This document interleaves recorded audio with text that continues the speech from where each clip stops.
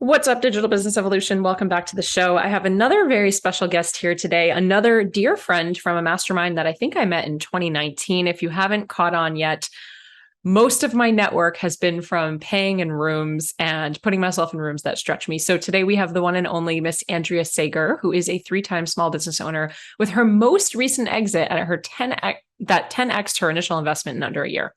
After massively growing her law firm in 3 years, Andrea founded Legalpreneur, which I feel like so many of you know what that is. It's a bridge between the gap between legal resources and entrepreneurs at every single stage of their business. The Legalpreneur membership currently serves over 200 businesses and counting. And Andrea is also the host of the hit Legalpreneur podcast with over 100K downloads. Andrea, welcome to the show. Hi, thanks for having me. Yeah. And I have no idea if we met in 2019. It just kind of came out. I feel like that's right. I yeah, I don't even know. I was on a call yesterday and they were talking, it was a call with the VC firm and talking about projections. And I was like, wait, what year are we in? And I'm like, oh my gosh, like I'm talking about 23 and 24 projections, which is insane. I feel like we're still in 2021 I and we're know. like on the tail end of 2022. Well, I think we all could say that we like Yeah. lost a year or two in there, but Yeah. yeah, just so excited to have you here. Some of the listeners know this, some of them may not know, but actually we are grateful enough to actually have you in Empower, which is our signature coaching program. And you come in and you just drop these magical bombs on calls where you help answer questions for so many people that have no idea what they're doing when it comes to legal. And I know from my own experience, the legal stuff, whether it's contracts, trademarks, copyright infringement, it's really scary. And I feel like one of the easiest things to kind of stick our head under the ground like an ostrich and pretend it's not there because it's easier to avoid than actually face it. So I just want to take a moment to acknowledge you for how approachable you make law and how easy to digest you make law and how not scary you make it. So thank you so much. Thank you. Yeah, that's the goal. That's been the goal from day one. So good to know that it's actually working. Yeah. So can we go back for a second? Because there was a time that you worked at like a traditional law firm. Yeah.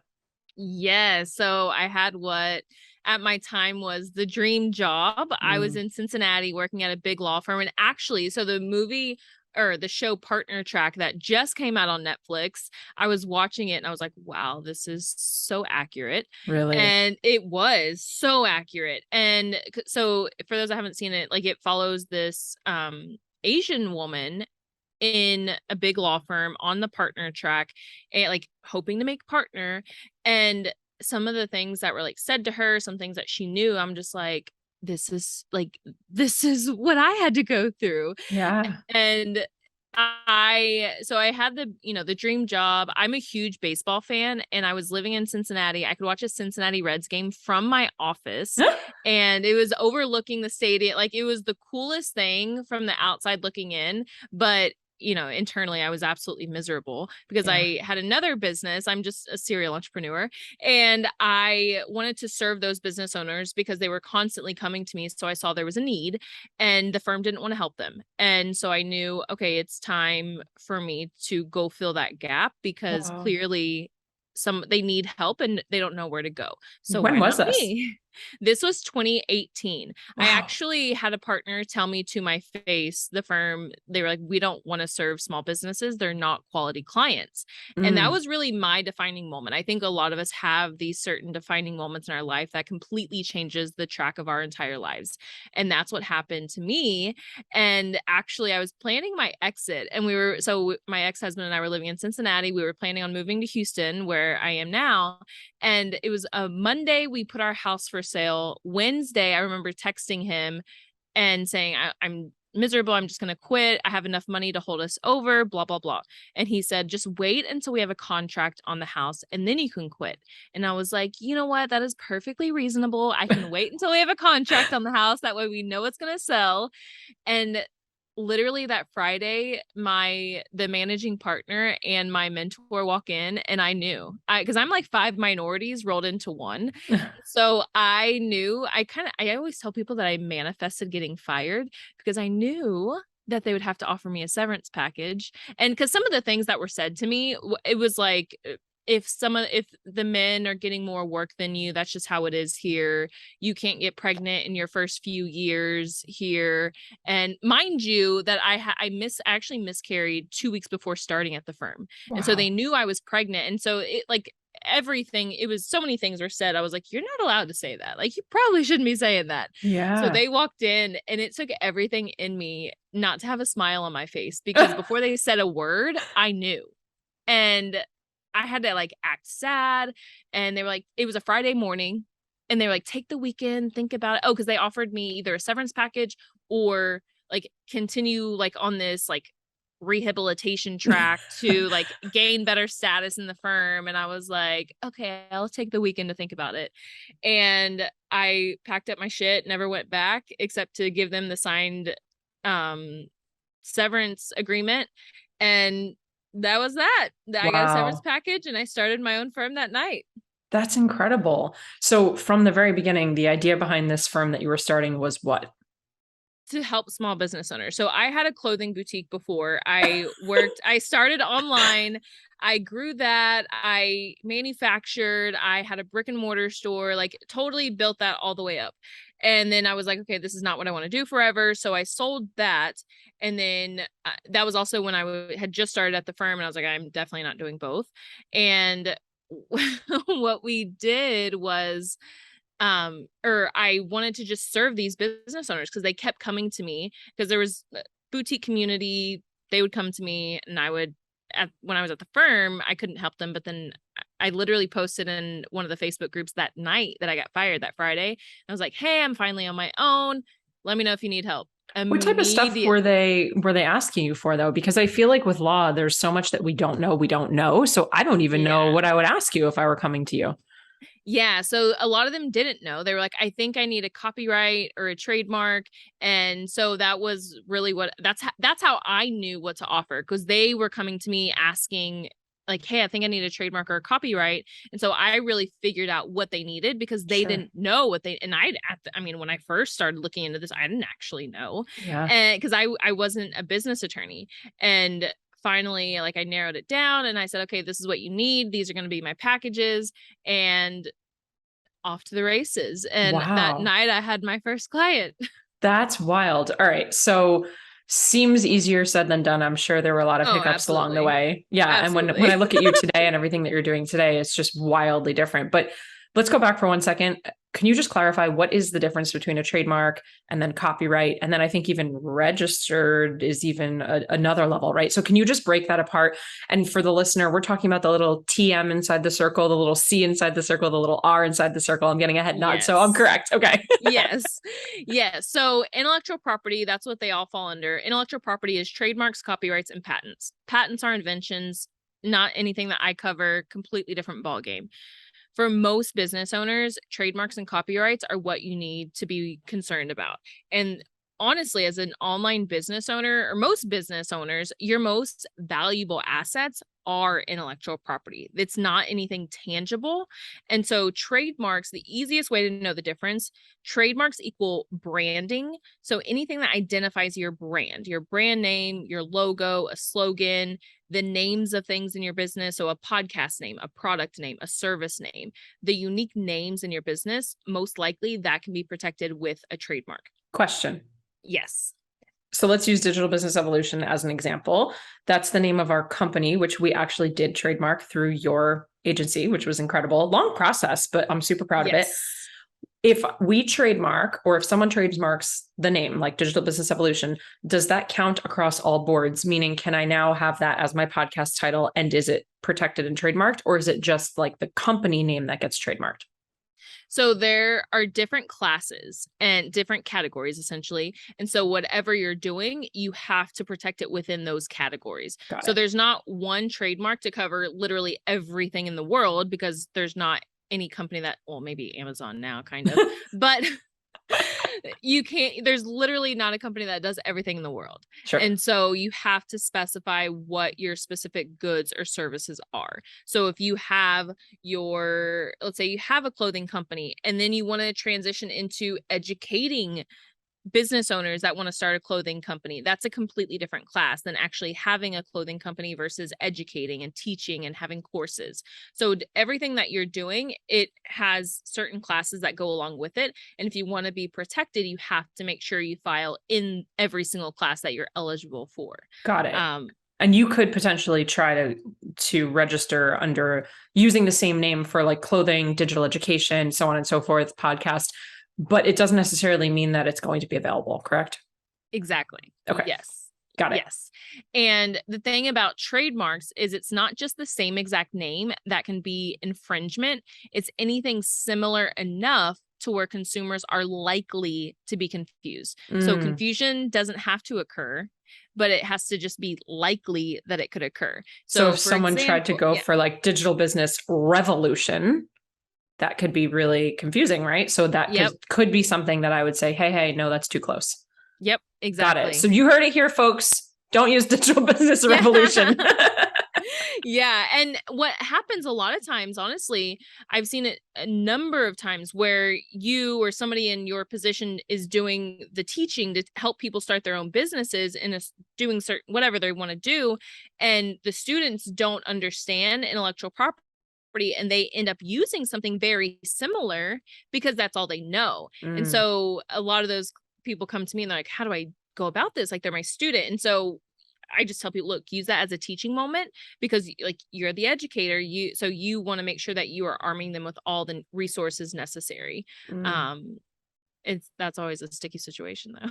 What if people don't know? I feel like that happens all the time. Oh yeah. Right? That's why they need to be educated. And so when people come to me, and a lot of times many small business owners, they don't have a legal budget.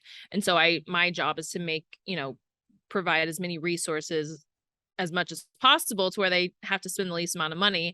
And one of the first things I tell them is, hey, like use it as a teaching moment, approach them like, hey, I'm not sure if you knew this, but this is actually trademark infringement because of this. And then if they want to say like, oh, I don't care, or, have your attorney reach out, and then that's when you want to get, take the next step, but always try to make it a teaching moment first, because number one, it could save you money. Number two, they probably just don't know. Yeah. Okay. So that's trademark. So trademark's really around like brand. And then what's copyright? Copyrights are the content. So they're your everyday creative work. So this episode here is protected with a copyright. Think your blog posts, photos, videos, website copy, your course content, all the content you create, that's protected with a copyright. And so a good example I like to use for the difference between a trademark and a copyright. So the podcast name is a trademark. The episodes are copyrights. Okay. Do you have to pay for individual copyrights, or it's just, it just happens? You automatically have federal protection the moment the work is created. However, you cannot sue for copyright infringement unless you have already applied for the registration and heard back from the copyright office. So yeah, you automatically have protection. You just may not be able to sue for copyright infringement yet. And suing is such a big and expensive and long process that I don't think people necessarily realize. What would you say is best practice for someone? Because I know this happens all the time on the interwebs, right? Especially on social media. You see someone maybe harmlessly copying your content. What's the best practice there? Is it sending them a DM and just letting them know? Is it politely asking them to give you credit? Is that like enough? What does that look like? So there's a few ways to go about it. So if you are consistently being copied, ripped off, then you may want to get in a routine of filing to register your copyrights. We do this for a lot of our designers. So coming from the fashion industry, we have a lot of designers where the moment they release a new design, they're immediately knocked off. So they send us the designs first. We file the application for them. That way they're getting the registration on the books. And so if somebody, we do what we can to minimize the infringements, but if they want to keep doing it, or they're just like, forget you, sue us, then we're like, hey, here's the registration. We actually will sue you.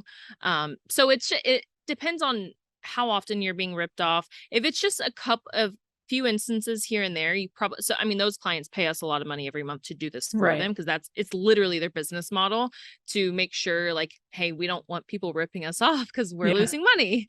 So if you're just a content creator, or if you have a couple of courses, you're not, because those design, I mean, they're putting out 5 to 10 designs each week. And so it's a lot of content. There's a lot of copyrights there. So if you're posting on social media, you have a course or you have these services, and you find somebody that has taken a photo of yours or use some of your copy, what you can do, number one, you can reach out to them. You don't have to, but you can. The other thing you can do is submit a DMCA takedown. Every online platform has these takedowns. It's also just known as a copyright takedown. And sounds so violent. Yeah. What's DMC? We're going to take you DMCA. down. So the Digital Millennium Copyright Act. This was passed to help third-party websites not get sued for copyright infringement. So think about Facebook that's hosting all of this third-party content. If the DMCA Act did not exist, Facebook would be sued for every act of copyright infringement. And so in order to help Facebook, Instagram, Etsy, Shopify, any other platform hosting somebody else's content, they have to abide by this reporting form, where you can just Google like Facebook DMCA or Facebook copyright takedown, and their form will come up. You just fill out the form, and it asks for your information, where the infringing content is, and then how you can prove that you created it first. Wow. You don't have to have the registration to submit this. You just have to show like where yours is hosted, and then your date, like when you published it. Okay. And within a couple of days, those platforms will remove the content. And they typically have it removed within a couple of days. The other party does have the option to submit like a counter notice. And a lot of times I've seen people will submit the counter notice hoping to take away like the strike from their account, because a lot of platforms will have like 3 strikes, you're out. Got it. And so they'll submit the counter notice so that way they don't get their account taken away. And if that does happen and they repost it, then the next step you want to take is to actually send a cease and desist letter. That does cost money coming from an attorney, but that's the next step. So number 1, you want to reach out yourself. Number 2, submit a takedown request. Number 3, send a cease and desist letter. And then step 4 would be actually suing, which I don't suggest. Yeah. But hey, it happens. Yeah. All right. So I'm not sure that you can answer this. I think you can, because I believe you have for us before in Empower. We have so many fitness professionals, and there's always a ton of questions when it comes to music and licensing. And I find that this is somewhat similar to like trademark and copyright. So the blurry, confusing line that I see is, let's call a platform like Instagram. Instagram gives us the ability to use music in their stories or in their reels. But I also know from experience that there have been times back in 2017, I was putting out a ton of fitness content using music that I was allowed to use. And then now here we are in 2022, and I'll get like a random notification back from a post I did in 2017. And it's like, this post is being removed for, whatever, not being within the guidelines. Yeah. Copyright violation. What's the deal with music? And like, are you safe if you're on the platform and they're giving it to you? How do you navigate knowing that the licensed music that you're using for your Zoom class is okay? Can you talk to this at all? So all music is protected with a copyright. When it comes to music on Instagram, it depends what kind of account you have as to what kind of music you can have. Because if you are using if you have a business account, you're going to have less music options than just a normal account, because copyright infringement, they're not going to sue you for copyright infringement if you're not using it in a commercial sense, making money. So if you just have a normal account, it's not a music account, not a content creator account, you're going to have more rights. Instagram gets certain permissions, gets certain licenses for different levels of users, different account types for you to use. Same thing with TikTok. So it depends what kind of account you have for what kind of music you can use. What I think what you're talking about in your situation is it was something you uploaded separately. It was like music in the background. And what these companies are doing, the record labels or whoever they're using, they're going in and finding any uses of it and then removing it. If you have a proper license to use that music, you can probably just reach out to them and say, hey, this was removed. Here's the proof of the license, and it'll be like, they'll retract it. Yeah. I will say that's really, a lot of times they'll just go through in waves and remove everything because maybe so many people have a license and they don't want to go through and sift through everything. They're like, we'll just get them all removed and then we will retract whoever reaches out to us. That's what happens a lot of times. We do that with some of our clients because they have so many people that they sell wholesale to. So sure, those people do have permission to use, and sometimes we miss some. And so they have that takedown and then we just go back and retract it. That's exactly what it is. And it's probably before 2017. It was probably like 2015 when I wasn't even putting music on things that I was doing because Reels didn't exist and TikTok and all of that. But I'm in the gym doing a workout and there's a song playing in the gym and it's picking it up. Oh, so interesting. Okay. So with legal, there's this, it's not even a misconception. Like lawyers are expensive, right? Like legal is expensive. So you had this brilliant idea. You're working with these small business owners. You see a massive gap in the industry. You start basically creating things that these people are needing and wanting.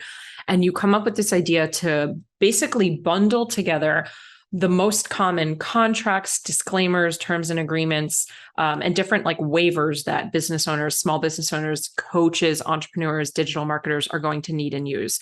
Can you walk me through sort of how that started and what does it look like today? Because I know for us, that's probably the biggest thing that we encourage all of our clients to purchase from you.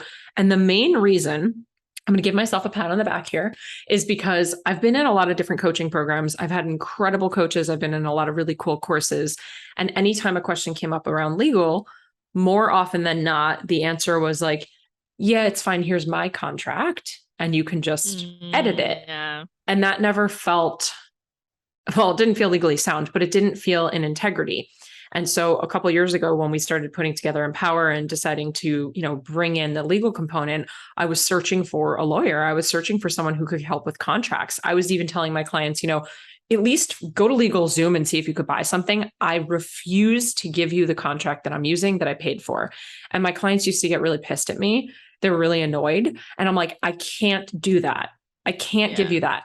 So now we have this incredible resource library from you where it's literally, we've helped over 150 niches. And I feel like you have something for every niche, whether it's you're hosting an in-person event, you need a waiver, you're doing a retreat, you're a health coach, you're a mindset coach. So can you just walk me through sort of what that whole journey has looked like and what is it? Yeah. So I love how you bring that up because giving somebody a contract actually could be copyright infringement. Because even contracts are protected it's so with meta. Copyright. Yeah. I'm not saying that I'm going to go and sue somebody for copyright infringement. For sharing a contract. I've never heard of an attorney doing that. However, what you're paying for is one use for that contract typically. And we have, in our contract vault, they're paying for a single use. We do have a commercial license where if you want to give your people a contract, or you can even monetize it however you want, but if you want to be able to provide these contract templates to other people, you just have to purchase a commercial license. So clarifying question. Yes. When you say single use, does that mean I literally can give it to one client or I can use it for one program and give it to a bunch of clients? You can use it for your business. Got it. Okay. Yes. And with the contracts, it comes down to how is your client actually using it? Because if they are, I'm sorry, somebody is calling me and they're standing at the door and I'm totally thrown off. Hold on. That's fine. This guy's. We can edit this out.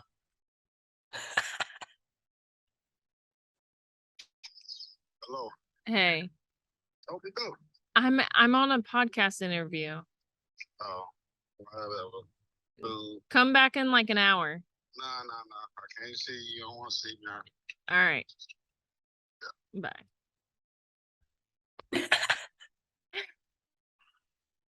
I work out of the poker club that I used to own. Yeah. And nobody ever comes. Like this guy comes like once a month and he comes like later in the afternoon.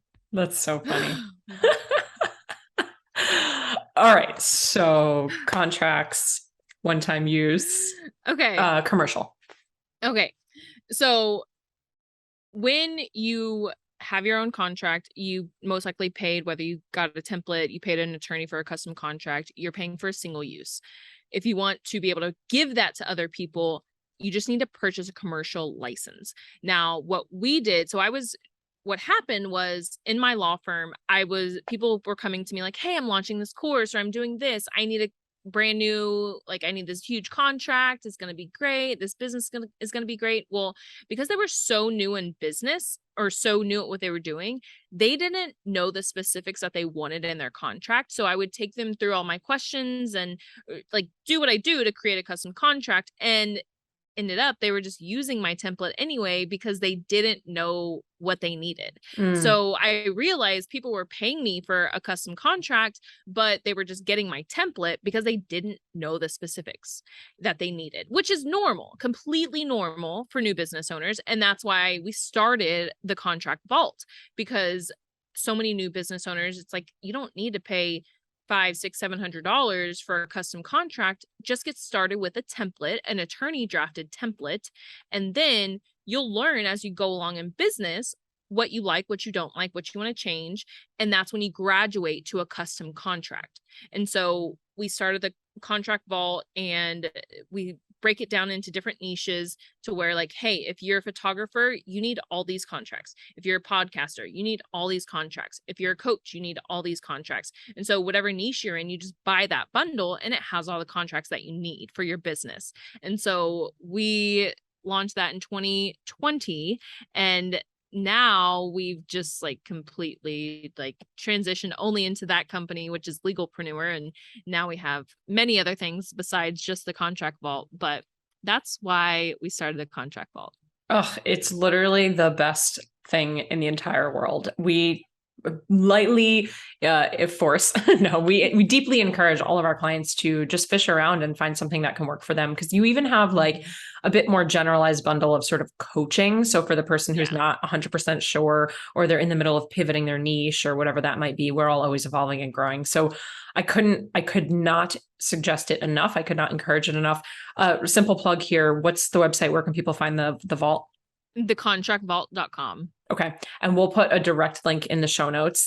We've purchased so many of them. It's actually crazy how many we've purchased in our company, because we've hosted retreats. We have a podcast. We've got many different types of coaching programs, mentorship, so on and so forth. So I love it. It's so good. It's so accessible. And I think that's the biggest thing, because again, it's really scary to, number one, not know what you're necessarily buying or why you need to buy it. And then number two, for it to be a price point where, especially for new business owners, you're like, I don't have the revenue yet. Like, I don't have the profit margin coming in yet. So I do think there's a little bit of a chicken and the egg, right? Where I'm a huge advocate for making sure that your business is legally sound. Same thing with like setting up your business bank account.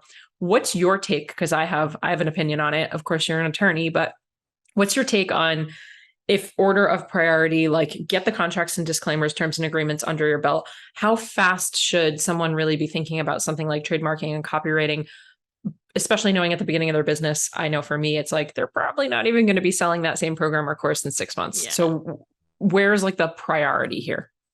Yeah. So and especially right now, the trademark process is taking at a minimum a year. COVID really put that behind. And what I tell people is there's two main steps to the trademark process: the search and the application. The priority is the search, because you want to make sure you have the rights you think you have before going in and launching this thing. And it may turn out to be, a flop, or it could be the next huge business. And so you don't want to go into it already infringing on somebody where you have to rebrand, you may have to pay profits, you may have to just start over, and it's very discouraging as a brand new business owner. So you always want to do the search, and remember that it's not just, hey, is the same exact name being used? It's all the similarities that you have to look for. So that's what's tricky. Is And then there as a far place as, that like the everyday person can search, or do they have to go through something like yourself? I mean, you can search the trademark database, which is uspto.gov, and search the test database. But and you can search that. You can search social media, Google. The tricky thing is finding all those similarities, because the similar names are what will throw you off, and that's what you have to figure out. How do I even know what's similar, what's not similar? Yeah. And that's the tricky part about the trademark search, doing it on your own. But it's a great starting point. So a lot of times people will search on their own, and then they come to me and they're like, okay, I think this is good, because you don't want to pay me to do a search on something that you could have found on your own. Yeah. To find something infringing, it's like you could have easily found this and not had to pay me to find this for you. Is it easy? Is it easy? Is it even? Is it even as easy to Google it and then all of a sudden see a website domain, or is that completely not the same thing? Because someone could have that website domain, but not the trademark. Exactly. So, and the thing is, Oy vey. another wrinkle in there is, if somebody is using the name, but they don't have the trademark for it, they just haven't filed the trademark, they actually still have priority. So yes, you can file and you can get the trademark. However, if they then want to, like, you can't get the registration and then go after them. Same thing for handles. That's a little tricky. Okay. It's tricky. It's tricky. But when somebody else is absolutely using the name in business, and it's the same goods or services, they have priority. I mean, you can file, you can get the registration. However, you don't want to go after them, because they can then come after you and petition to cancel your trademark, because they have priority. I'm going to throw a wrench in the system. Let's hear it. Okay. What if they have the same name as you? Because that is a thing. There are a lot of John Smiths. What happens if you have the same name as someone? Ugh. It's tricky. So I tell people all the time, just because it's your legal name, it does not mean that you are legal to conduct business with that name. So even if you have a legal name and you're doing, like, that's how you brand yourself, if there's somebody else out there with that name, you may not be able to monetize your name. Because you think about Kate Spade, Michael Kors, Calvin Klein. Yeah. And because a lot of people come to me and they're like, oh, I just brand myself with my legal name, I don't have to worry about trademarks. I'm like, no, that's all the more reason to worry about trademarks. We trademarked my name, although it was Glazer. We trademarked Just Glazer, which is how I was always branded and doing business, and is my legal name. But it's interesting because now we have a new Instagram handle and website, and we're using my married name. So, oh man, we'll have to have a sidebar conversation. So when it comes to trademarking, the search is more important, or is priority over the application. And then when you're going for like the bundle of kind of like contract disclaimer stuff, is that higher priority than trademarking? Yeah. So, well, you always want to use a contract from day one. Trademarks, you still want, like, you want to make sure you are protecting your business, what you have. However, when should you file the application? It's when you have momentum. And what do I mean by momentum? When you're just starting out, you're like, okay, I'm going to try this thing out. I'm, hoping to make this money. I'm going to, launch this thing. It's when you go from, I'm trying this out, to, oh, this is a thing. Like, I'm going to keep launching this, or this business is a real thing. Like, it's not just me testing it out. It's a real thing. So once you go from the transition from trying it out to, hey, this is a real thing, that's when you want to make sure that you file the application, because the power of a trademark registration is incredible. It is well worth the money instead of waiting for something to happen down the road. And the reason is because, so the copyright takedown, you can submit those all day long. You don't have to have a registration. For trademarks, they have the same reporting form. However, you have to have the federal trademark registration in order to submit those takedowns. They will not give you the time of day if you don't have a federal trademark registration. So for Legalpreneur, when I started Legalpreneur, the Legalpreneur, those accounts were taken. Well, I filed the application, got the registration. Literally, once I got it, I submitted the takedowns. Within a couple of days, the accounts were removed, and they gave me those accounts. Wow. So you have to have the registration though. If you don't have the registration, they won't give you the time of day.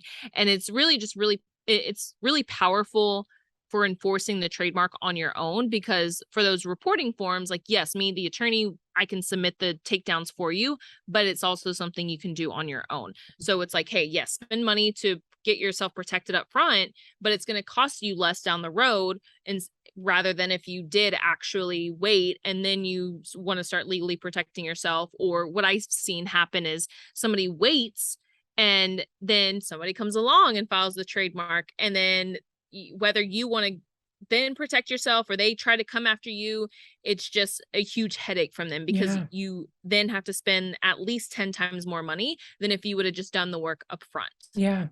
It's interesting. Whenever you come in and guest coach for us in our programs, I always start the coaching call with like, do not freak out. Don't let this stress you out. This is a lot of information. And I didn't say that at the beginning of this podcast. So if you're listening and you feel like you're drowning right now, like take a deep breath. You can go back, you can listen again, you could pause, you could take notes. But I think the key takeaway that it comes down for me when we talk about legal is just taking a proactive approach to your business rather than waiting and doing a reactive approach, which is in everything. When we talk about hiring, it's like hiring for where you're going and being proactive rather than hiring out of desperation when you just need the first person that's going to come along. Right. So I think that for me would be the biggest key takeaway here. I want to shift gears because you have something incredible coming down the pipeline, and I might be biased because I'm a part of it and I'm really grateful, but you have had multiple businesses. So we didn't even talk about one of them. But you've been in law, you've been in legal, you've been in fashion, you've been in a couple other industries, you've built businesses, exited businesses. It's really fascinating what you've done. And you have children, like you also are a mother, which is just incredible. And so when I think of you, I think of this idea of just, there's no other way to say it, but dreaming bigger.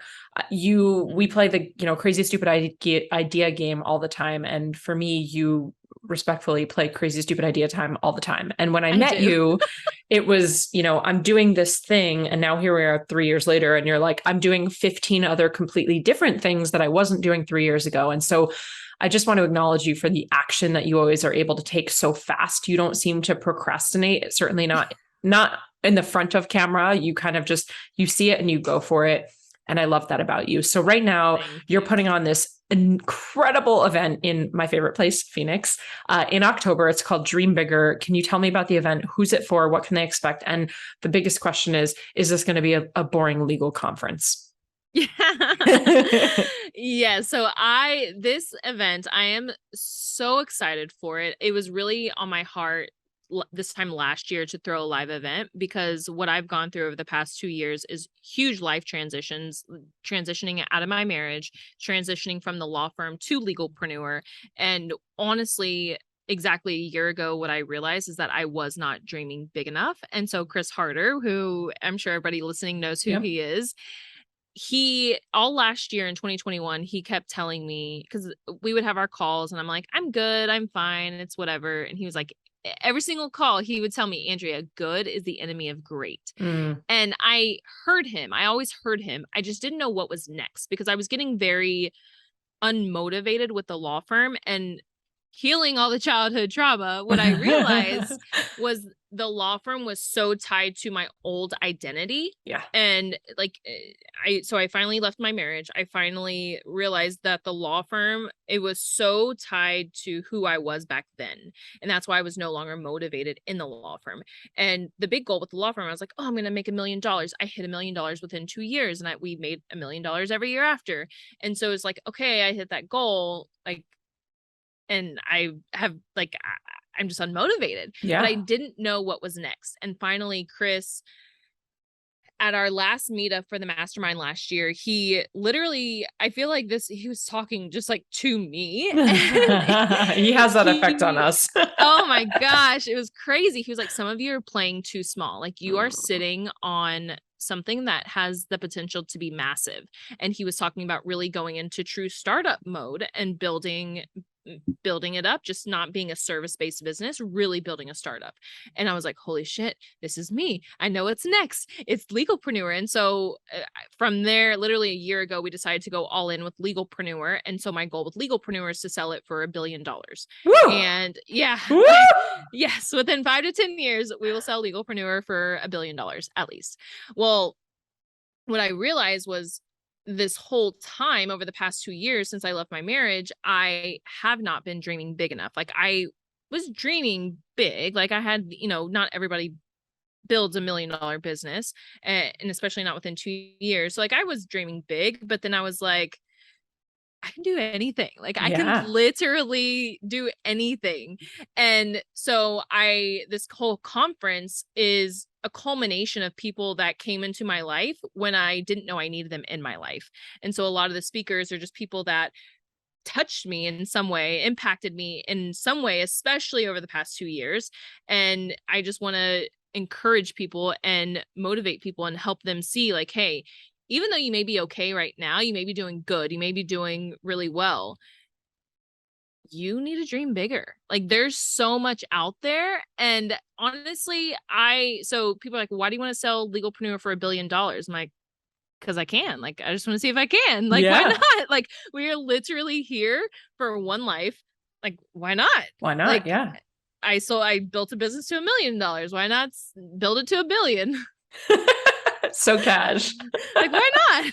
Yeah. I know I do. I talk about it so casually. And of course, like normal people in everyday life, they don't get it, but business friends, and they're like, absolutely. Like you can absolutely do that. Because what happened was our meetup last year, it was like a Shark Tank edition where we were like pitching and all these things. And I started looking into like LegalZoom and all the similar, like Rocket Lawyer, all the similar companies. I was like, these people are no different than I am. I can do this. Yeah. And literally a year ago, I was like, oh, this is what I'm going to do now. Yeah.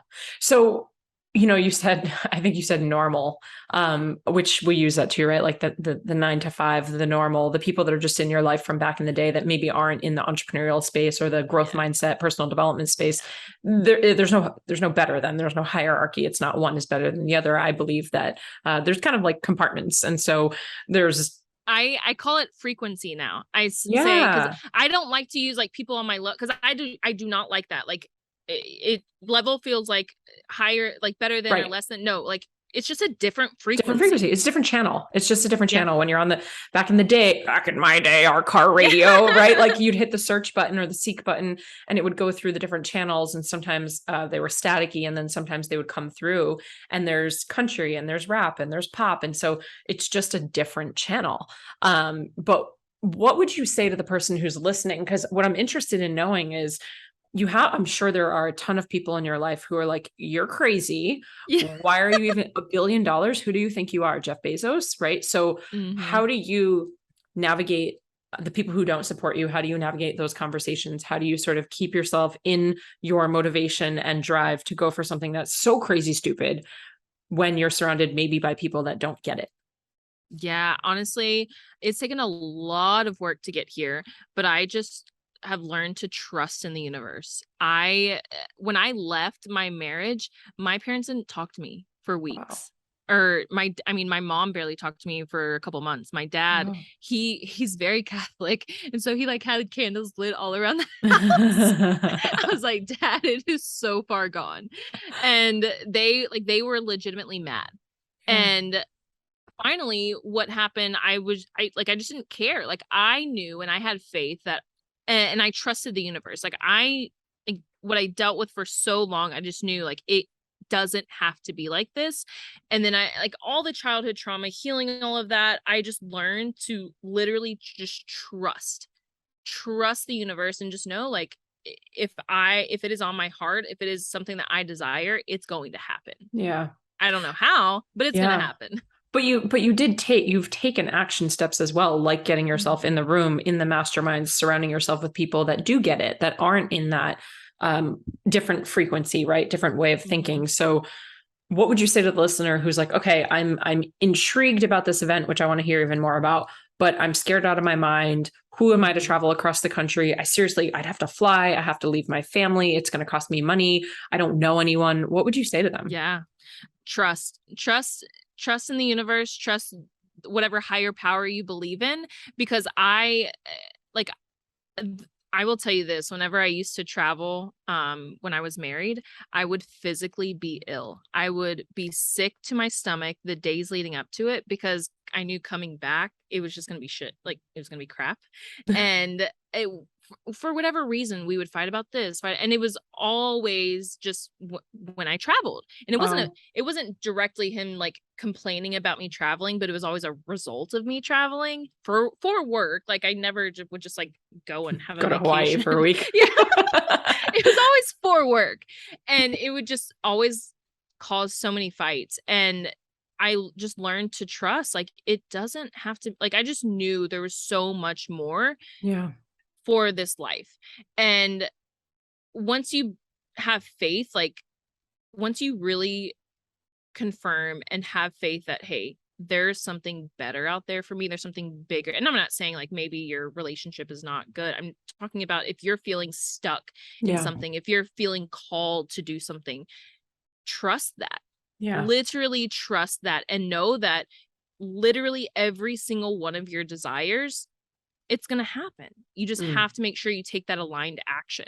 And that's what it comes down to, is taking that aligned action. And I know, like, depending on how big, how different your dreams are, your goals are from where you are right now, it's going to take time for the universe to conspire and make that happen. Yeah. That's why I know, like, hey, this is probably going to take 5 to 10 years to sell for $1 billion, which is fine. Like I've got the time. Like, and so what right now, I'm literally soaking in the journey. I'm like, right now, like, I know that's going to happen. Like we're going to sell it for $1 billion right now. It's just soaking in the journey and just enjoying literally every step. I love that. I just love how you're a lawyer, you're an attorney. It's like black and white, pencil pushing paper, like rule book by, strict, but then also you're like, trust, surrender, flow, right? I just love how you have the duality of both sides. So for this event, Dream Bigger, which if you didn't know, I'm speaking at, and I'm so excited to be speaking because I'm going to be sharing parts of my story along with different skills and obviously lessons and tangible takeaways. And we're going to be doing pen to paper exercises together during the little talk that I'm giving. So I'm very excited about that. Is this only for business owners? Is it for anyone who just wants to dream bigger? Is it only for entrepreneurs?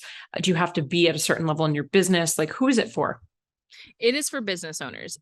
No matter what level you're at, there's something for you. And I really feel like it's for the person that knows they're meant for more. They just don't know what's next. They don't know what more there is. That's for literally just dreaming bigger. Yeah.